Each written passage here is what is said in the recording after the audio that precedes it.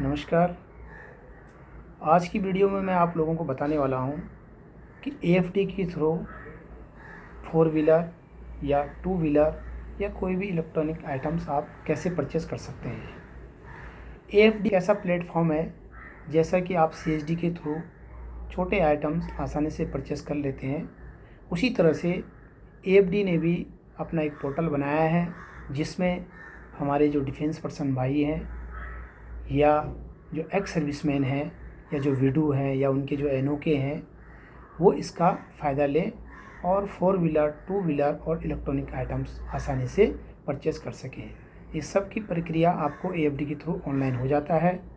इसके लिए जो टर्म्स एंड कंडीशन हैं वो मैं आप लोगों को बता देना चाहता हूँ। जो सर्विस पर्सन हैं उनके पास आपका ग्रोसरी कार्ड, पैन कार्ड और आपका जो पर्टिकुलर डिटेल है वो आपको एएफडी के पोर्टल पर जाकर जब आईडी बनाएंगे तो रिक्वायर्ड होगा।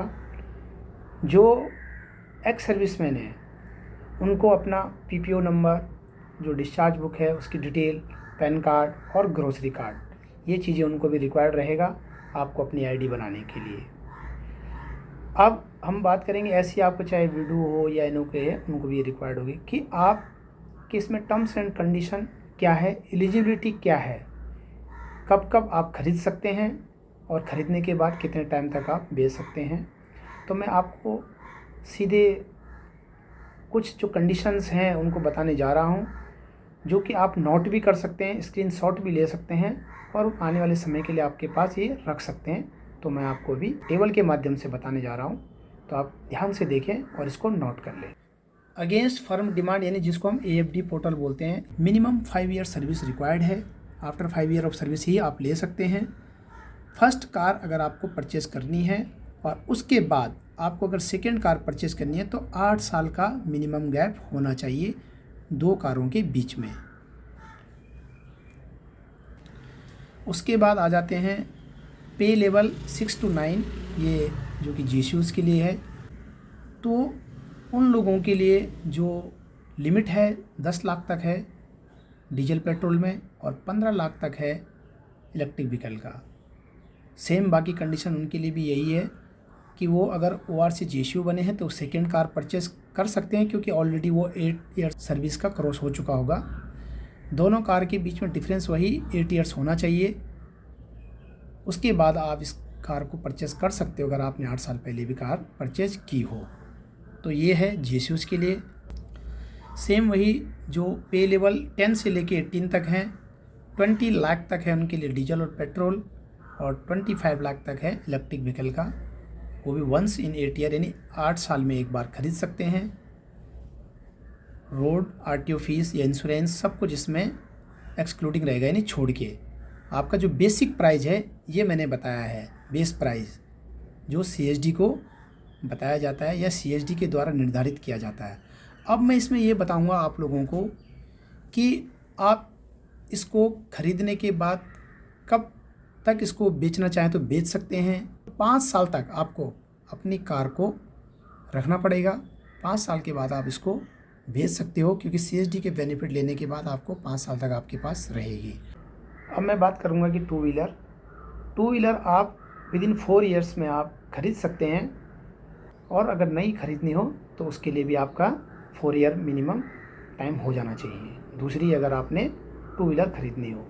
ऐसे ही आपका कुछ और इलेक्ट्रॉनिक्स आइटम्स हैं, उनके लिमिट अलग अलग हैं, उसके बारे में मैं यहाँ पे भी ज़्यादा डिटेल में नहीं बताऊँगा। अभी मैंने 4 व्हीलर और टू व्हीलर के बारे में बताया जो अमूमन लोग ख़रीदते हैं। मैं आपको ये भी बताना चाहूँगा कि इस पोर्टल के माध्यम से आप इन आइटमों को ज़रूर परचेज़ करें। हम क्या करते हैं, मार्केट से ख़रीद लेते हैं जल्दबाजी में, लेकिन एएफडी का फ़ायदा नहीं उठाते हैं। एएफडी का फ़ायदा ज़रूर लें। ये पोर्टल आपके लिए बनाया गया है, आपके बेनिफिट के लिए बनाया गया है। अगर आप मार्केट और इस पोर्टल के द्वारा लेने का जो डिफरेंस देखोगे तो 4 व्हीलर में आपको मिनिमम 90 से 1,20,000 तक का डिफरेंस मिल ही जाता है, जो जीएसटी होता है। बाकी जो अपना स्टेट के जो टैक्स हैं वो अलग चीज़ है, और जो जीएसटी में आपको रिलीफ मिलना होता है वो इसमें मिल जाता है। अब मैं आपको ये बताना चाहूँगा कि किस तरह से आप अपने इस पोर्टल पर जाएं और इस पोर्टल पर जाके अपनी आईडी को बनाएं और बनाने के बाद कैसे आप इसको देख सकते हैं। कोई भी ब्राउज़र पे जा सकते हो। आप सर्च करें AFD पोर्टल। AFD पोर्टल जब आप सर्च करते हैं तो आपके सामने CSD का AFD पोर्टल ओपन हो जाता है। यहाँ पे कुछ इम्पोर्टेंट नोटिस हैं, ये सभी आपने क्लिक कर देने हैं। जो भी बॉक्स दिए गए हैं आप पढ़ना चाहें तो पढ़ सकते हैं। इस तरह से आप यहाँ पे सीधे जा सकते हो। यहाँ पे अब ये लॉगिन करने के लिए बोल रहा है, क्योंकि आपकी आईडी बनी नहीं होगी तो आप इसमें लॉगिन नहीं कर पाओगे। तो यहाँ पे आपको लॉगिन करने के लिए न्यू यूज़र रजिस्ट्रेशन करना होगा। न्यू यूज़र रजिस्ट्रेशन जब आप करेंगे तो यहाँ क्लिक कर दें। अगर बना हुआ है पहले से तो ठीक है, अगर नहीं बना हुआ तो फिर आप वही दोबारा ये बॉक्स आपको कहेगा कि आप इसको इंश्योर करें और पढ़ें। आपके साथ टर्म्स एंड कंडीशन शेयर करते हैं। उसके बाद आप यहाँ पे name as printed in front face of grocery card. Grocery card में जैसा आपका नाम है वैसे यहाँ पे लिखें। उसके बाद card ID printed of front of face of grocery card, जो भी उसमें फ्रंट पेज पर जो ग्रोसरी कार्ड का आईडी है, आईडी नंबर, वो डालें। एम्प्लॉयमेंट स्टेटस डालें, सेलेक्ट करें सर्विसमैन हो या एक्स सर्विसमैन है या सर्विंग डिफेंस सिविलियन है, जो भी हैं वो यहाँ पे ऐड कर सकते हैं। यहाँ पे आपका चिप नंबर भी दिया रहता है कैंटीन कार्ड के पीछे, वो ऐड करें। ऑर्गेनाइजेशन का नाम बताएं, कहाँ पे हैं आप, जहाँ सर्विस कर रहे हो उस जगह, army, air force, navy, Assam rifle, जो भी हैं।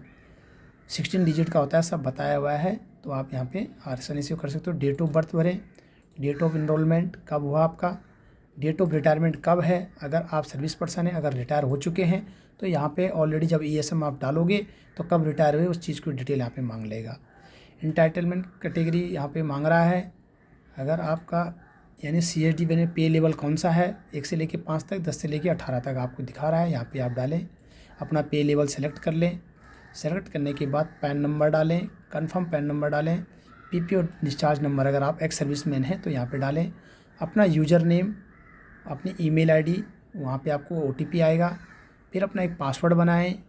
पासवर्ड बनाने के बाद कंफर्म पासवर्ड करें। मोबाइल नंबर डालें, मोबाइल नंबर वही नंबर होना चाहिए जिस पे आपको OTP भी आए। आई एग्री विथ करें। उसके बाद आप कैप्चा नंबर डालें और इसको सबमिट कर दें।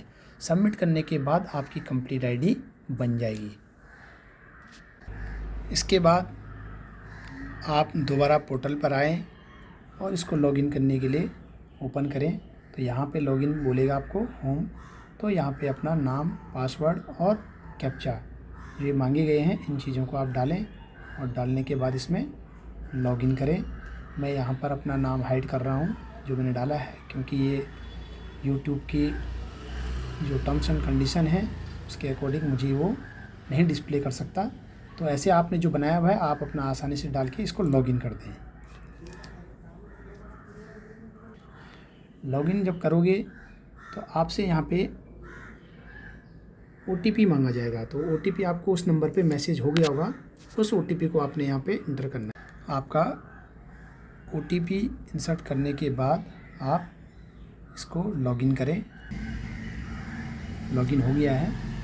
लॉगिन होने के बाद आप यहाँ पे आएंगे तो आपको दिखाई देगा, शॉप करने के लिए बोलेगा। देखो यहाँ पे आप या 2 व्हीलर आप इसमें से सेलेक्ट करें। सेलेक्ट करने के बाद आपको जो पसंद आएगा, यहाँ पे जैसे 4 व्हीलर है, आप 4 व्हीलर कलेक्ट इसमें एक टिक करेंगे 4 व्हीलर पे, तो आपको 4 व्हीलर शो करेगा, क्योंकि आगे क्योंकि इसके पास चला गया कि आपका पे लेवल क्या है, उसी हिसाब से आपको ये गाड़ियाँ दिखाने लग जाएगा। उसके बाद ये देखो रेफ्रिजरेटर, 2 व्हीलर, वॉशिंग ड्रायर, ये सब कुछ आप यहाँ से परचेज़ कर सकते हो। जो भी आपके लेवल की गाड़ी है आप उसको क्लिक करके आप आगे प्रोसेस करें। प्रोसेस करने के बाद आपको ये इसी पे डिमांड क्रिएट करेगा, और डिमांड क्रिएट करने के बाद आपको, क्योंकि मैं ऑलरेडी ले चुका हूँ तो मेरे उसमें ये एक्सेप्ट भी नहीं करेगा। तो आप भी ऐसे ही इसमें आगे बढ़ें। आगे बढ़ने के बाद आपसे ये आपका नियरेस्ट जहाँ से आप लेना चाहते हैं वहाँ का डिपो का नाम पूछेगा, वहाँ का डिपो का नाम आप डालें। तो आप डिपो इंसर्ट कर लेते हो तो वहाँ का नियरेस्ट शोरूम बताएगा। नियरेस्ट शोरूम में आपने क्लिक कर देना है और यहाँ से आपका ऑर्डर प्लेस हो जाएगा। ऑर्डर प्लेस होने के बाद आपने 72 आवर्स वेट करना, अप्रूवल आएगा। अप्रूवल आ जाएगा जब, तो अप्रूवल आने के बाद आपने शोरूम से कांटेक्ट करना है। अवेलेबिलिटी आपको पहले ही मिल जाती है, पर मिलने के बाद आपका वो डिमांड ड्राफ्ट आपको बताएगा कि कितने का है, क्योंकि CSD में जो रेट हैं वो चेंज होते रहते हैं। 6 से लेके 5 तक रहता है। 6 यानी 6 तारीख की अगर हम बात करें दिसंबर की, तो 5 जनवरी तक सेम रेट रहेगा। अगर 5 के बाद वो दोबारा से आपकी गाड़ी का अगर आपके पास बुक होके आई है तो उसका रेट जो है रिवाइज हो जाता है। इसलिए आपने कोशिश करना है कि 6 के बाद आपका शुरू हो जाए तो आप विदिन 1 मंथ ही वो गाड़ी परचेस कर लें, नहीं तो जो CSD में फिर रिवाइज रेट होके आएगा वो आपको पे करना होगा। डिमांड ड्राफ्ट जब आपको मिल जाता है तो उसको बैंक में जाके पे कर दें या ऑनलाइन पे कर दें। ऑनलाइन पे करने के बाद आपको नियरेस्ट जो आपका स्टेशन जो CSD है या जो आपका CSD डिपो है वहाँ से आपको LS ऑर्डर, लोकल जो सप्लाई ऑर्डर होना है वो आपको वहाँ पे जाओगे तो वहाँ से CSD से मिल जाता है। मिलने के बाद आपने वो शोरूम में जाना है, वो दिखाना है, और उसको दिखाने के बाद आपको गाड़ी शोरूम से मिल जाएगी। उसी दिन से आपका इंश्योरेंस और वो सब कुछ शुरू हो जाएगा और आपके घर आप गाड़ी लेके आ सकते हो। तो मैं आशा करता हूँ कि आप लोगों को ये समझ में आ गया होगा कि कैसे हमने परचेज़ करना है। फिर भी अगर आपको लगे कि मैं इसको आपको और तरीके से आगे भी आपकी गाड़ी का कैसे हो सकता है बताऊं, तो आप कमेंट के माध्यम से मुझे पूछ सकते हैं।